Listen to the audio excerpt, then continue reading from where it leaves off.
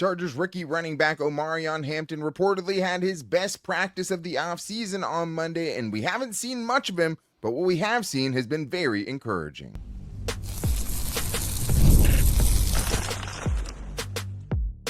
You are Locked On Chargers, your daily podcast on the Los Angeles Chargers. Part of the Locked On Podcast Network, your team every day. What is up, and welcome into the Locked On Chargers podcast. I'm your host, Daniel Wade, joined as always by my co-host, David Drogemeyer, and we've been covering the Chargers now for 10 seasons, but this is our 8th year as the host of the Locked On Chargers podcast, bringing you your team every day. Thank you to the everydayers out there for making us your first listen. To make sure that you never miss the show, go subscribe or follow for free on the Locked On Chargers YouTube channel and listen wherever you get your podcast from. David, what do we got today? Daniel, we were wondering when Omarion Hampton was going to jump onto the scene and have a big day. Well, it seems like that day was on Monday. And also, this offense is not going to be anything if it's not going to be featuring Lad McConkey. He is going to be one of the big parts of this offense, and expect him to get the football a lot. And also, on special teams, one of the guys they signed to make an impact is back at practice. Sean Phillips is here, and he's ready to state his case. Yeah, and I think the question for him would just be, is it too little, too late? Because he's missed basically the entirety of training camp at this point. But today's episode is brought to you by Gametime. Download the Gametime app, create an account, and use the code LOCKEDONNFL for $20 off of your first purchase. David, Omarion Hampton has been somewhat of an enigma so far during this offseason, just because we knew really we weren't going to be able to fully gauge him until we saw him in more physical settings, until the pads came on, so to speak. And even since the pads have come on, you'll hear little nuggets about him here and there. It doesn't seem like he's getting an incredibly big workload in practice or in the game so far. I mean, the first game, he gets 2 official carries. Second game, he's dressed for it, but doesn't end up with a carry. And then the last game, he gets 2 more carries. Now, in those carries, he's been pretty damn impressive. Like, it sounds crazy to talk about that with a guy who literally has 4 carries for 21 yards so far in the preseason. But I've come away very impressed, and it feels to me that the lack of us seeing him is not by accident. It's because the Chargers kind of know or feel like they know what they have in him, and they don't really need him to show anything right now. But this is what Eric Smith, the Chargers team writer, said about the practice. Hampton opened the drill where with a burst up the middle, they likely would have gained a first down, then followed it up with a run to the left for another 10-plus yard run. The Bolts later focused on run plays, and a full team draw as Hampton had back-to-back run plays to the left that would have been chunk plays. The way I understood it, that was all on basically 4 carries. It was basically every carry he was breaking off a first down. And even at practice, they blow everything dead pretty quick. So if you're able to break off those chunk plays, you're doing it pretty emphatically. But just great to see, David, the Chargers used a first-round pick on a running back. And maybe we're starting to see, hey, this guy is showing that he was worth the pick. Yeah, I mean, I think for Omarion Hampton, he definitely brings the style of football that the Chargers want to bring to the table, especially from the running back position, right? Physical, violent style of running. That's what Omarion Hampton has shown in those, 4 carries that he's had in the preseason. Is just, leaving a trail of bodies in his wake, not going down at first contact, second contact, third contact. Yeah. This guy is making you work to get him on the ground. And I think when you just look at that and how that could affect the Chargers rushing attack last year, they had some good stats, from, here and there, but from a consistency standpoint, they were towards the bottom of the league as far as a game-by-game efficiency metric in the rushing attack. So that's why it was so important to be able to have to go make a pick, to go grab a running back. And anytime you grab somebody in the first round, you want to make sure that they can come in and make an immediate impact. And so far, it looks like the Chargers are definitely convinced by what they've seen, and I am as well. And the Chargers just need their running attack to be better. I mean, they're making, a huge part of how much better this offense can be will have to do with how much better this running attack can be. And if they can kind of find that balance on offense that they've been looking for since the beginning of Justin Herbert's tenure with the Chargers. So great to see that a little bit, but you're right. If you're looking at the box score, you're not going to come away super impressed. But if you're watching those 4 carries, even at the 4, just the physicality, the violence that he brings to the table, I think kind of shows you exactly why the Chargers aren't going to overplay him in the preseason, and also why that, will be a committee when things come down to it, because it's hard to do that 20, 25 times a game, but I know the defense probably wouldn't want to see that. But that leads to the next buy or sell that we have here, because it is buy or sell Tuesday, getting in the biggest Charger storylines and overreactions, which is this. Buy or sell, Kamani Vidal's roster spot is in trouble. David, are you buying or selling that heading into the last preseason game of the year? Yeah, I think we have to pay attention to the type of usage that Kamani Vidal has received so far in the preseason, and I think that's a pretty good indication about kind of how he's been viewed, right? If they want to protect a player, if they don't want to play a certain player, then most of the time they don't have anything that they need to evaluate. They understand exactly what the player brings to the table and how they're going to be able to help the football team. So with that being said, Kamani Vidal has gotten a ton of carries, and unfortunately hasn't been a lot of explosion there. Hasn't been a lot of big, great plays as far as, getting 5, 6, 7 yards a rip. Even from that standpoint, it's been a lot of short to no gain style of runs. And for him, when you were looking at a running back room right now that has a little bit of uncertainty there, there's opportunity there, but I don't know if he's made the most of that opportunity. So with that being said, I am to buy the fact that his roster spot is absolutely in jeopardy.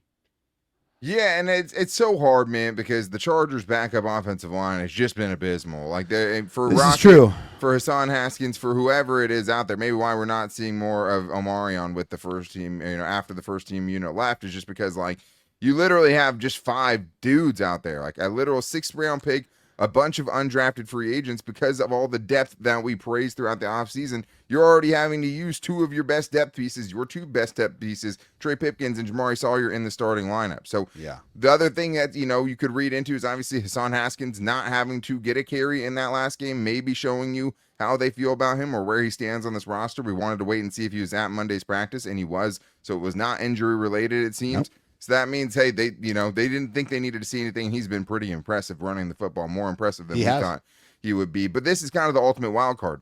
What's going on with Najee Harris, right? Because if Najee Harris is going to be back by week 1, I mean, the thing is like, if he's on the NFI at the beginning of the season, he has to miss the first 4 games.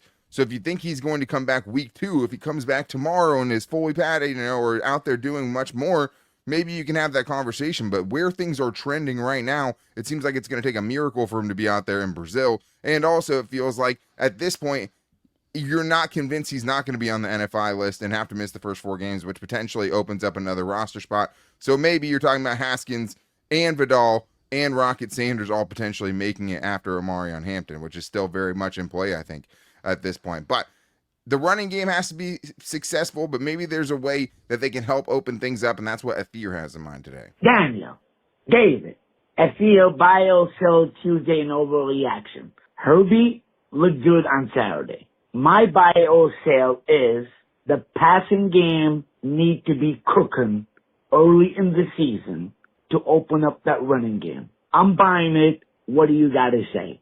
Thank you. Love you. I think it's a good point there, David, because I think the thing here is we didn't see Justin Herbert throw the ball a bunch until pretty late in the season last year. I'd like to see that not happen again this year, in my opinion. Well, I think that there was definitely a period of trying to figure out exactly what they had on offense, especially and he was banged up too. Yeah, of course, right, and that was a big part of it, right? They had, Greg Roman said specifically, I had to really change up my playbook to be able to protect my quarterback. Obviously came into the season with the plantar fascia injury and then had 2 bum ankles throughout the season. So you had to really change the approach and how they had to call the offense to be able to protect Justin to keep him on the football field. So yeah, and you also can now add that element to it, him running with the football, which is something that was desperately missed last year because they just couldn't do it. But I think this year, you definitely want to be able to throw the football. And I think now that you have a better, clearer understanding of what you have on offense, I think they will be throwing the football a lot more from the very jump. Yeah, and I think you have to make teams pay for crowding the box against you. And I think the best part of it now is you feel like you actually have guys that can do that on the outside, where last year they were throwing deep balls to Quentin Johnson and Josh Palmer, and the success rate on those was just too low. Now you feel like there are guys that's like, okay, crowd the box. You can try to stop Omarion Hampton and try to just shut down the Chargers, run game completely. But you have to worry about a couple guys now that can rip off some chunk yards on the outside and actually make you pay for it, which is so exciting. But maybe the hype of the young receivers has gotten us away from where the attention should be in the Chargers passing attack, and that is the one and only Lad McConkey, who reminded everyone on Monday that he is the guy here and everyone else is there to help him. So we're going to talk about his big day and much more on today's Locked On Chargers podcast. August 26th is officially FanDuel Futures Day, a brand new holiday for football fans who live for bold predictions and preseason hunches. For just 24 hours, FanDuel is giving you deals on NFL season predictions. So whether you're calling your MVP, eyeing a long shot division winner, or ready to crown your Super Bowl champ before week 1 even kicks off, this is your moment. So you can take a flyer on the MVP race, whether you think it's going to be Josh Allen or Lamar Jackson getting his crown back, or crown your champion if you have a strong feeling about it, or parlay your division winner dark horse. But right now, the Chargers are minus 140 to win 8.5 games, talking about NFL futures, but plus 115 to win 9.5. So if you feel good about 10 plus wins for the Chargers, you still get plus money. And they're third in their rankings of winning the division at plus 330, behind the Broncos and the Chiefs. But if you guys want to get in on this, visit the FanDuel app today and start planning your future bets now, because Futures Day is one day and one day only. FanDuel, play your game. David, we're going to continue our buy or sell Tuesday here, but I did want to touch on another part of Monday's practice, which was that Lad McConkey is now back after missing a couple of weeks of training camp. He's back and picking up right where he left off. I mean, all we heard from, Daniel Popper and Eric Smith and Chris Rim was that, hey, everything looks like Lad McConkey. He's not surprising anyone. And that's kind of the Justin Herbert effect too, where we probably don't talk about when Justin Herbert has these crazy practices, because it's like we expect it from Justin Herbert. But according to Daniel Popper, Jim Harbaugh's words calling Lad McConkey uncoverable was the only way to describe him on Monday, just basically winning on all three parts of the field. And I think it was a good reminder where, yes, these young receivers are exciting, but there is a wide receiver one on this team, and his name is Lad. Sure is. And I think for Lad now, the Chargers know exactly what he brings to the table. There was definitely a feeling out part of trying to figure out who Lad was last year and how to best utilize him. What can he do? What can he not do? There's not a lot that he can't do. And I think now they know that from the jump, and they can feature him and feel comfortable really throwing him the football at any part of the football field. We know he can win quick off the line of scrimmage. We know he has a really, really good knack of being able to sit in those soft spots in the zone and be able to present himself to the quarterback. And Justin definitely finds him. And of course, he showed multiple times that he can still stretch the field as well. He is not just a slot receiver. He can win on the outside. He can beat you out there as well. And he can create with the ball in his hands after the catch. There really isn't anything that Lad McConkey can't do. And I'm glad that he reminded everybody how good he is and what he's ready to do here in year 2 with the Chargers. Absolutely. And I think, the Chargers, we talked about it last year with Justin Herbert, right? And the Chargers getting him weapons. And then Jim Harbaugh said, hey, I also want to get Derwin James weapons, right? Yeah. So they go and get an Elijah Molden. They go and get some guys who, can play and help Derwin James do what he does best. Drafted 2 corners, right? So he could play a little bit more with flexibility there. These other weapons are also weapons for Lad McConkey. Having guys that can actually beat the other team or can be legitimate threats is going to help Lad McConkey, because it means that you can't just pay all of your attention to him. If you have guys on the outside that can win, which we're seeing these young receivers do, which we know that Keenan Allen can do when he needs to. And also, I think the other part of it is just having someone else that can be a legitimate threat in the middle of the field, like an Oronde Gadsden II. Right? Yeah. Because the thing is, okay, if you want to crash everybody in the middle of your defense to try to stop Lad in the slot, and you have guys kind of overcompensating to deal with Lad, okay, now you have to be afraid of Oronde Gadsden stretching you in the seam, and now there's a huge vacancy in that area for him to hit you with the chunk play, and he was doing that again at Chargers practice on Monday. So I do think that it's great to see all of these guys that, were really brought in, obviously, to help Justin Herbert, but how they can help Lad McConkey have a better season even than his rookie, record-setting season is all kind of coming into picture a little bit for this team. But let's talk about the rookies, and we have another buy or sell here from Shrankor, who says buy or sell Keandre Lambert-Smith will have better offensive stats than Trey Harris in the regular season. This one is really tough to me, David. What do you think here? Yeah, I think when I look at these two guys, I feel like their stat lines are going to be a little bit different, and they're going to bring different things to the table. I feel like Trey Harris can be more of that volume pass catcher. I feel like he's going to get, at some point we could easily see a stat line where he gets 7, 8, 9 catches in a football game. I don't know if we're going to see that from KLS, but I do feel like we're going to see a higher yards per reception average for KLS. Sure. I feel like he'll stretch the field, and he might be that 16, 17, 18 yards per reception type of receiver, and you might see Trey Harris at that 11 or 12 yards but getting a ton more catches. So I'd feel like for me they can do similar things, but I feel like the consistency part of it, I still lean towards Trey Harris figuring that out and being featured in that way. They're both, don't get me wrong, though, they're both going to have their impact and how they're going to be able to affect this offense, but I just think they're going to do it a little bit differently. Yeah, I mean, I could buy it. Like, he's been, the more impressive out of the two so far, and it's just been such a different road for each of these guys with the different times that they've missed time and the reasons they ended up missing time. But I do think that it's a lot more just about the opportunity, right? And right now, what we saw in that game was KLS going in for QJ when he went out with that injury. At practice today, Daniel Popper saying, hey, Quentin Johnson out with the concussion. It's KLS out there with, Keenan Allen and Ladd McConkey with the very first team offense. Now, it doesn't mean that there's not going to be a rotation between those two guys, but we'd have heard from this coaching staff that they've been working Trey Harris out as the Z receiver. And right now, the starting Z receiver is Keenan Allen. So essentially, what it might come down to is kind of, QJ fighting against Keandre Lambert-Smith for those snaps and Trey Harris having to battle against Keenan Allen, which isn't exactly a fair fight, or an even fight for both of those guys. But what it could just end up being, especially depending on, if Quentin Johnson has to miss more time and can't be back, I still expect him to be back by the first week. But if there's, kind of just a rotation between those guys, kind of situational things where they can get all these guys in the field, but whoever is going to put the most stats up, it's going to come down to kind of who gets that opportunity and who has the most snaps on the field. And that part is pretty unclear right now, but both of those guys have made their cases for why they should be part of the offense, even as rookies very early on in the season. So let's get to this last one here from Jackson, which I think is very relevant here, who says, buy or sell, this is the best receiving room that Justin Herbert has had in his career. David, you buying or selling? Yeah, I think when we're talking about receiving room, I would include all pass catchers in this. So I'm going to include the tight ends in this as well, because Are you including the running backs or just receivers and tight ends? Yeah, I mean, I think with, at least from what we've seen, the running backs haven't really been that involved in the passing game. So let's just say tight ends and wide receivers then. Yeah.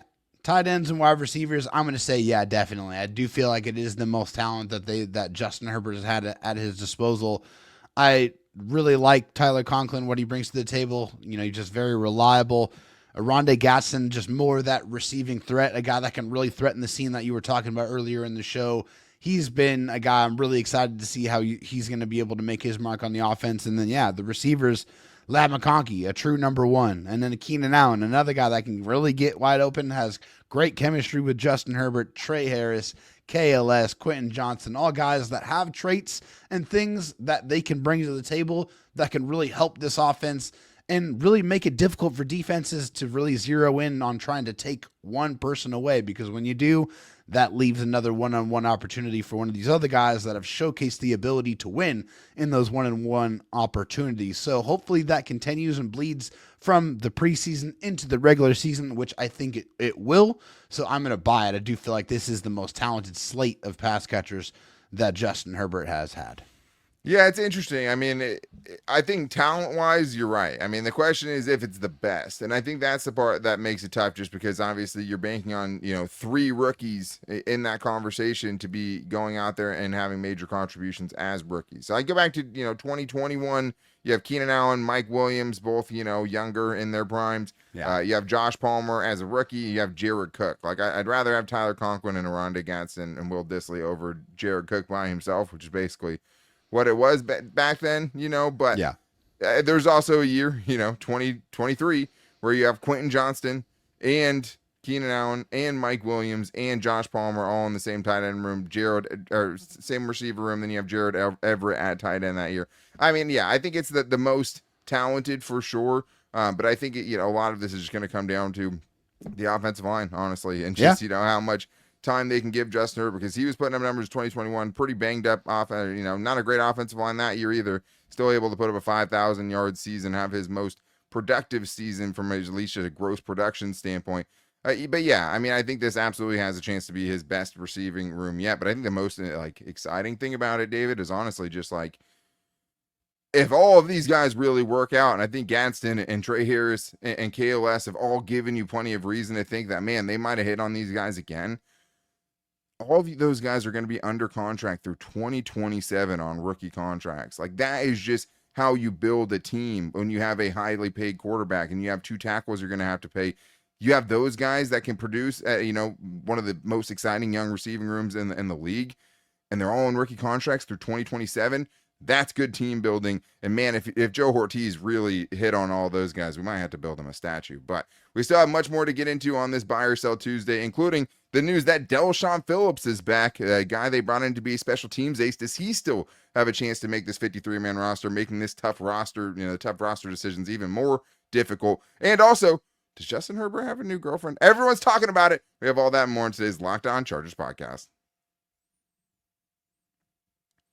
Have you ever decided at the last minute to head to the ball game with friends or family? Maybe it's game day and you suddenly realize you want to be in the stands. That's exactly where Gametime comes in. It's the easiest way to grab last minute tickets without the stress. With the money you save on tickets, you can splurge on food, drinks, merch, or even invite a bigger group to come with you. Gametime makes it possible, and that's what I was able to do for my dad's birthday, kind of on a whim, taking 6 of my friends and family to the Padres game. And obviously, for me living in San Diego, just to go on the Gametime app and be like, oh my God, we have nothing to do tonight. There's a Padre game, and we have great seats and great prices with Gametime. There's not many better things in the world, and I've never regretted being able to do that. And of course, the closer you get to first pitch, the cheaper the tickets get. And the seat views and knowing exactly what the view you're going to have is also a game changer. So take the guesswork out of buying tickets with Gametime. Download the Gametime app, create an account, and use the code LOCKEDONNFL for $20 off your first purchase. Terms apply. Again, create an account and redeem the code LOCKEDONNFL for $20 off. Download the Gametime app today. Last minute tickets,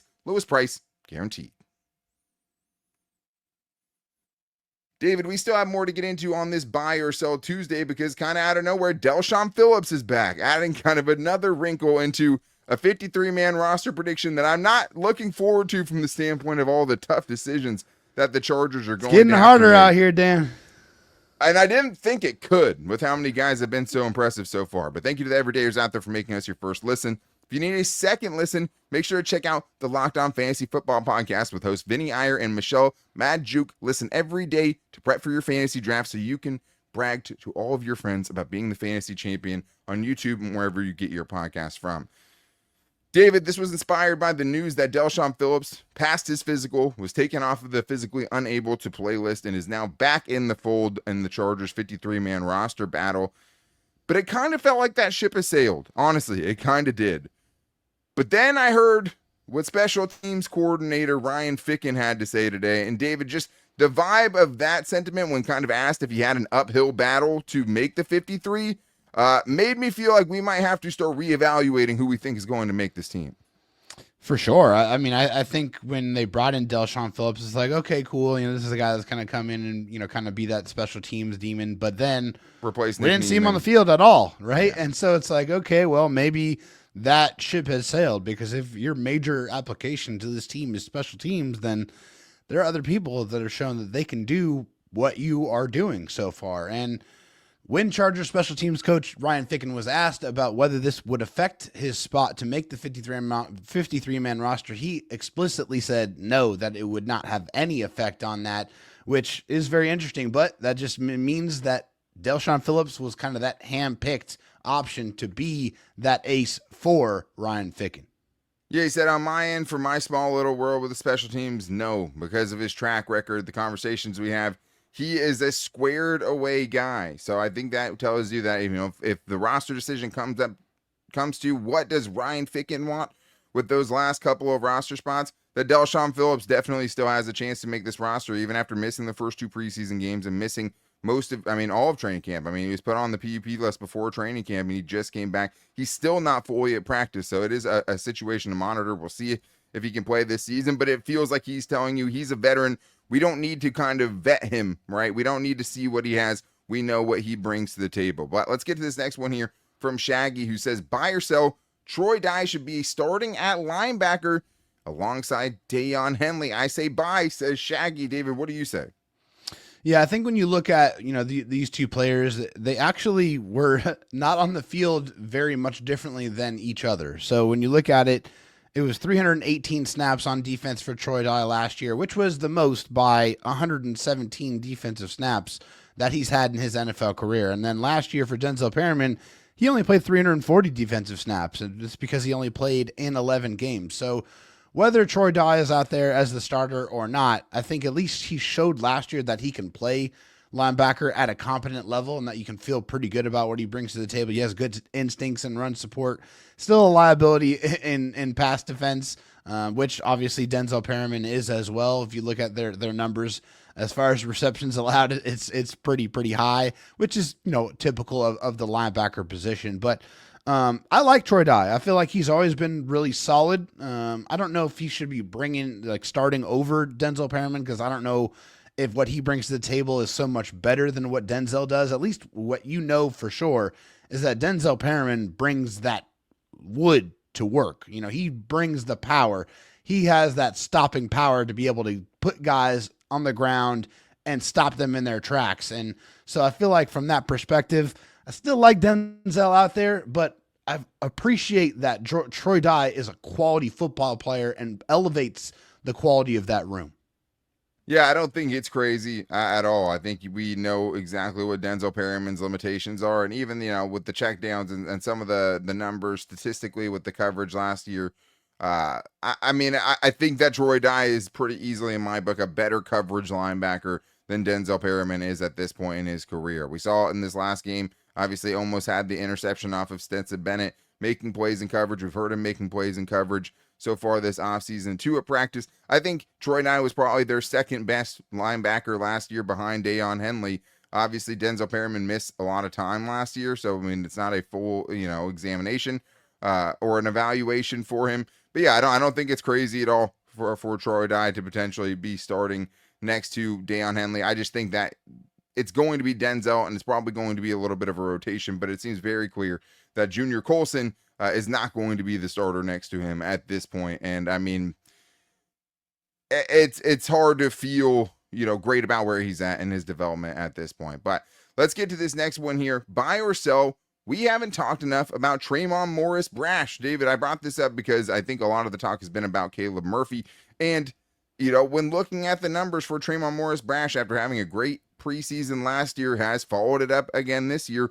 4 pressures, 2 quarterback hits versus the Rams. Almost had the game-ending sack. You're literally talking about milliseconds with him potentially getting a forced fumble there that the Chargers recover and they win the game. But a win is a win. He was getting the quarterback. He's had at least 3 pressures in all 3 of the Chargers preseason games. He's had 4+ pressures in 2 of those games. And I know Caleb Murphy, obviously, special teams, he's been a big part of that.